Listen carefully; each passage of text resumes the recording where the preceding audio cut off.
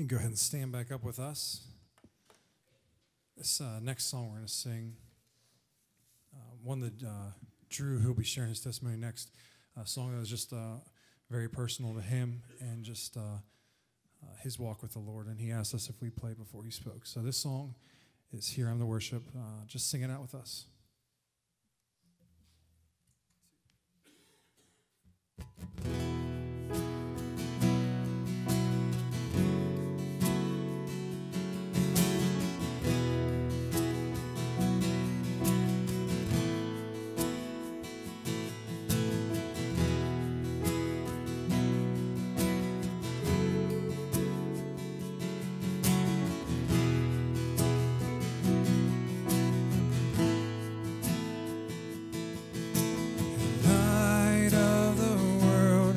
Step down into darkness, open my eyes, let me see the beauty that made this heart adore you, hope of a life spent with you. Here I am to worship. Here I am to bow down. Here I am to say that you're my God.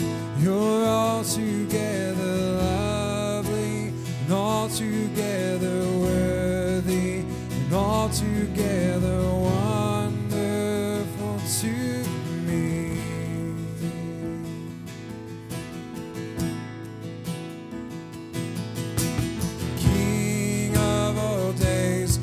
So highly exalted, glorious in heaven above. Humbly you came to the earth you created, all for love's sake became born. Here I am to worship. Here I am to bow down. Here I am to say that you're my God. You're altogether lovely and altogether worthy and altogether wonderful to me. And I'll never know how much it costs to see my sin upon that cross. And I'll never know how much it costs to see my sin upon that cross. And I'll never know how much it costs to see my sin upon that cross. I'll never know how much it costs to see my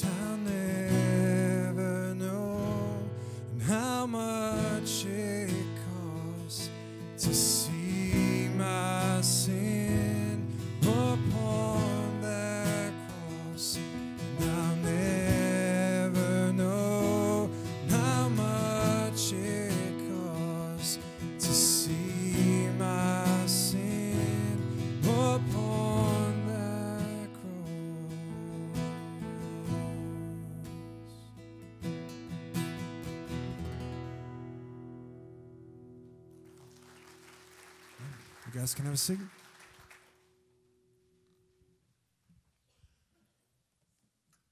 Great songs. I love the fact, I think it's so amazing that our college students get up and share.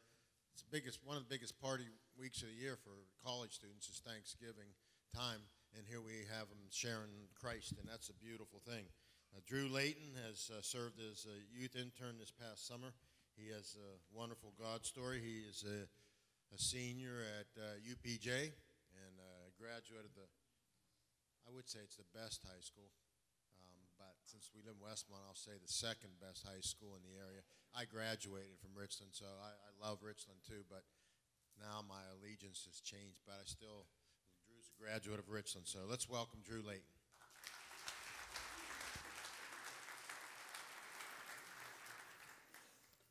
Thank you, guys.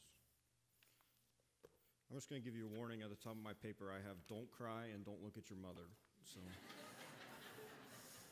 I know if I look at my mother, I'm going to cry. So I'm just going to second what he said. It's amazing that we have 3 college kids tonight.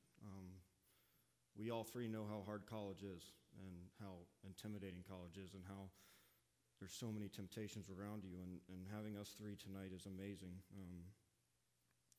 They say me best for last, just because I go to a Pitt school. Not because my story's better, but just because I go to a Pitt school, that's why I'm last. It only takes one of me to beat 2 of them. So I want to thank Jeremy and the worship team for that song. I kind of wanted to play at the end because I knew I was going to cry, but I did pretty good. That song, I believe as Christians, if we really understand what that song means, we can change this world.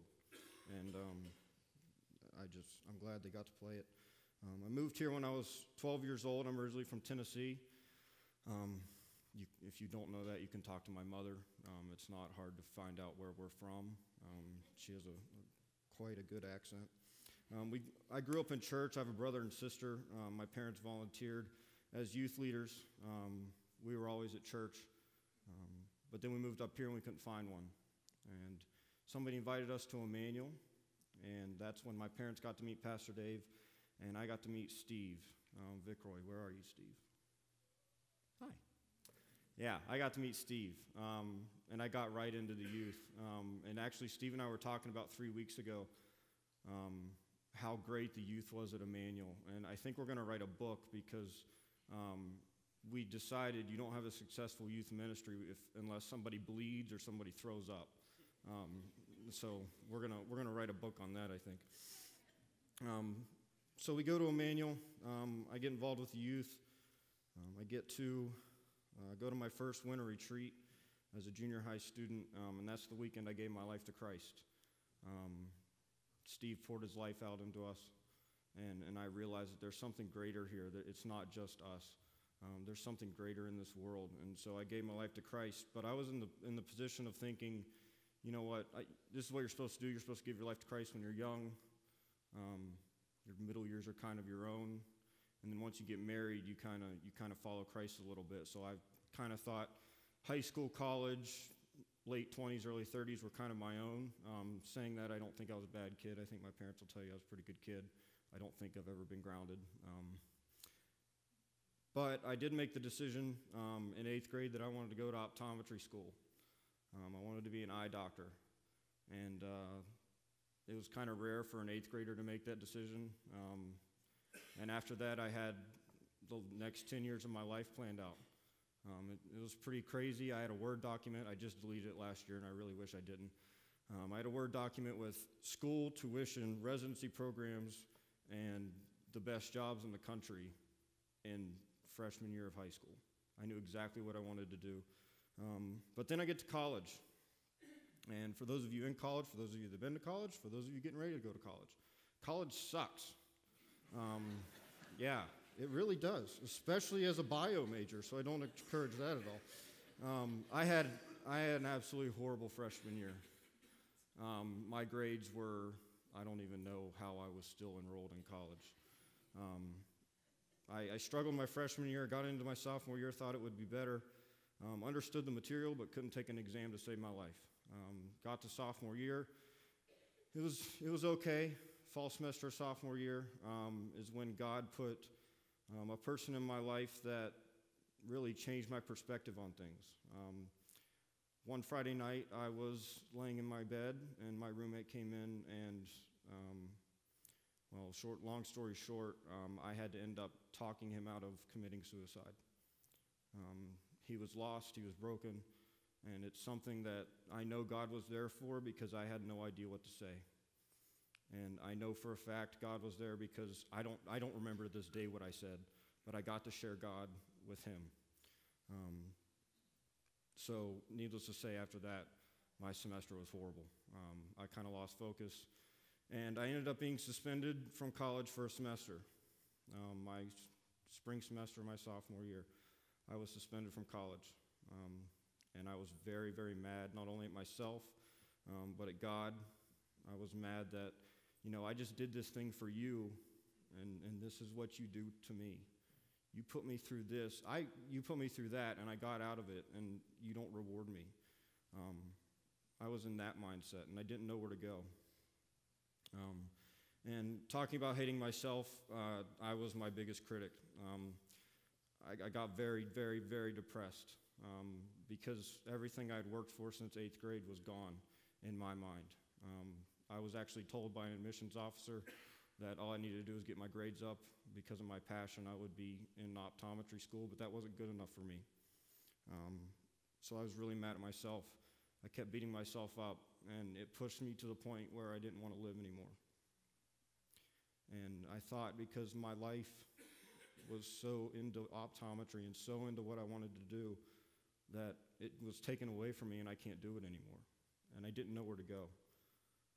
I had pushed God so far away at this point that it was just me. And I can tell you right now, I have the best parents in the world, but they had no idea this was going on.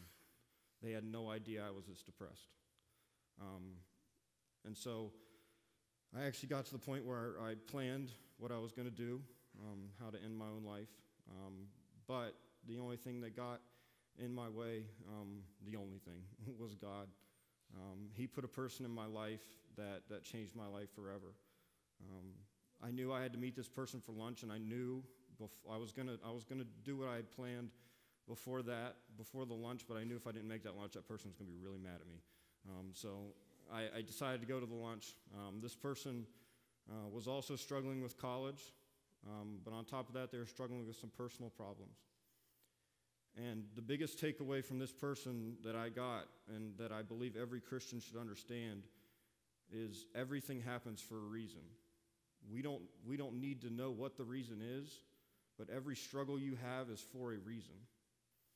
And this person told me this without her knowing anything about what my life was like. Had no idea where I was. But this person knew that the struggles in their life were for a reason. And so that day I decided, you know what, God, I'm going to give you a chance. I have nowhere else to go. I have nothing to do in my life. I'm going to give you a chance. I'm going to give you a chance to show me what my future is. And since that opportunity, I prayed for probably close to 5 months and got 0 answers. I got really mad at God. It hurt because he couldn't tell me what I was supposed to do, so I still did what I was supposed to do. I thought I was going to optometry school. But I knew that I would get that "you didn't get in" letter, and I knew that was going to crush me. So I continued to pray. A couple weeks after, I'm like very close to stop what I'm doing. I mean, the prayer's not working. A couple weeks after that, I get contacted to be the Young Life leader at Richland High School. It's something I never thought about, something I never saw myself doing. I said, okay, I prayed about it, and I never thought it would be my future, but I said, okay. And since I committed to that, I continued to prayed for my Young Life kids that I would connect with them. And then if you've been through this before, you know exactly what I'm talking about. If you have never had this happen to you, you have no idea, and I can't explain it. I had a light bulb moment. God spoke to me, and he went from, we're all supposed to go out and make disciples, and he went from that to, your career is to go out and make disciples. You are supposed to go out and bring people to my kingdom. That's your job.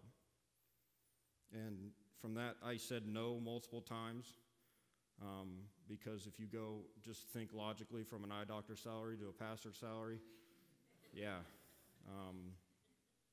But I said no multiple times until I was like, you know what, I can't argue with this, especially if he keeps telling me I need to do it.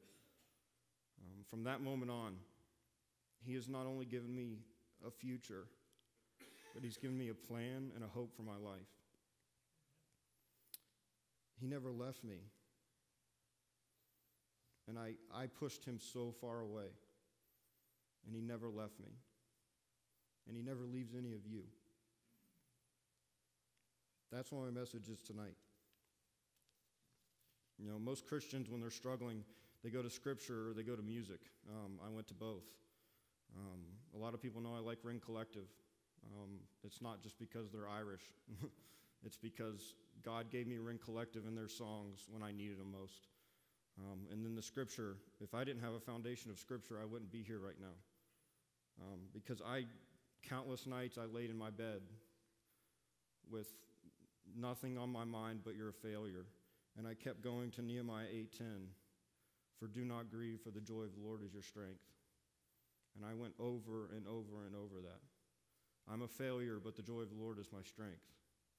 I don't know where my future is, but the joy of the Lord is my strength. I don't know what I'm supposed to do with my life, but the joy of the Lord is my strength. So I'm not supposed to worry anymore. And then I got to one of the most famous verses that probably a lot of you know, but I look at it from a different context. Jeremiah 29:11. A lot of people like to know what the plans are, but I love the first part of the verse. For I know the plans I have for you. It doesn't say, you have plans and I'm going to make it happen. It doesn't say, you know, here are my plans and here are your plans and we're going to mix them and see both of us are going to be happy. We don't make God conform to us. We conform to God.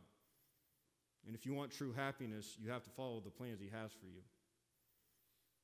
Since my decision to go into ministry, he has given me jobs. He's given me this. And he's given me the platform to preach his gospel. A lot of us struggle with timing.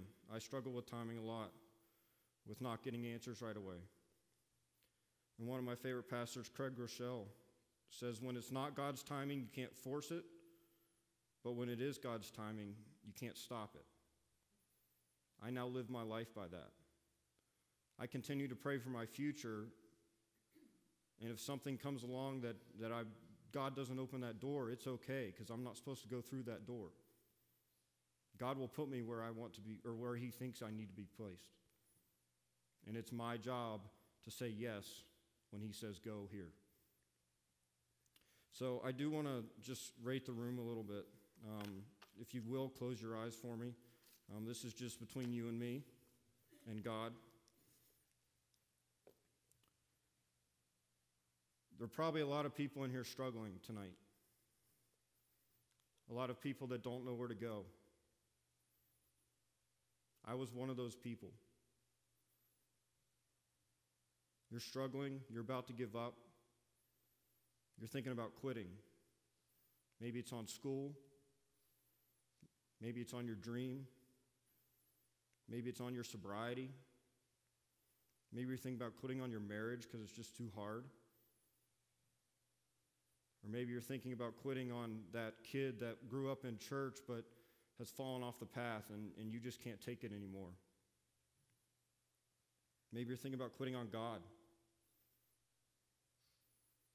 Or you get to the point where I was that you're thinking about quitting on your life.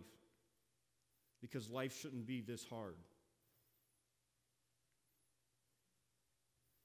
If you're ready to say, this is why I wanted this song played, if you're ready to say, here I am to worship, here I am to bow down, here I am to say that you're my God, One of my favorite pastors, Tim Liston, says, I'm going to give you a motivational speech that might sound like a demotivational speech. You can't do this on your own. You can't do it on your own. So whatever you're struggling with right now as your eyes are closed, you need to realize you can't do it on your own. But with Jesus, all things are possible. Philippians 4:13, one of the most famous verses ever. Why do you think it's famous? Because it's true. So tonight, if you're sitting there and you're struggling, this is just between me and you. If you're struggling with something and you're about to give up, would you raise your hand, please? If you can't take any more, if you're on the edge, I believe tonight you're all here for a reason. You could have said no. Somebody invited you, you could have said no. You're here for a reason. One of the three of us spoke to you tonight. I want you to know if you're thinking about giving up, all you have to do is lay it at the feet of Jesus. You can change your life right now. You can change your circumstances right now. You guys can open your eyes and look back up here. The last thing I want to do is just thank a couple people. First, to Pastor Dave and Sandy. You guys have been like second parents to me. I would not be standing here without you two. I will never forget sitting at your house and just talking. Don't know what we were talking about. We were talking. Whatever I do in my ministry career is because of you two. You two took a chance on a broken soul. And I thank you guys for that. To Steve and Jen, again, I wouldn't be here without you. I had the best youth pastor in the world. And I was the biggest cheerleader when he got hired on staff here, I promise you that. I kind of told God what to do a couple times. Don't give us the right person, give us Steve.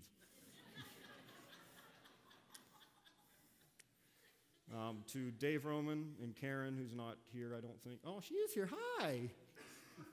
Thank you guys for your support. To Kendall and Dawson, I cannot wait to see what God has planned for you two. And to Jeremy and Mallory and Ashton, thank you guys so much again for your support. You guys all mean the world to me. And finally, I want to thank my parents. Again, I wouldn't be here without you. I wouldn't have the support I had without you. And I know for a fact there's not a lot of parents that when your college kid comes into the living room and says, I think I need to go into ministry, there's not a lot of parents that are on board with that. But they understand God has a plan for my life. Their first words out of their mouth were, what do we need to do to help? I love you guys so much. Thank you.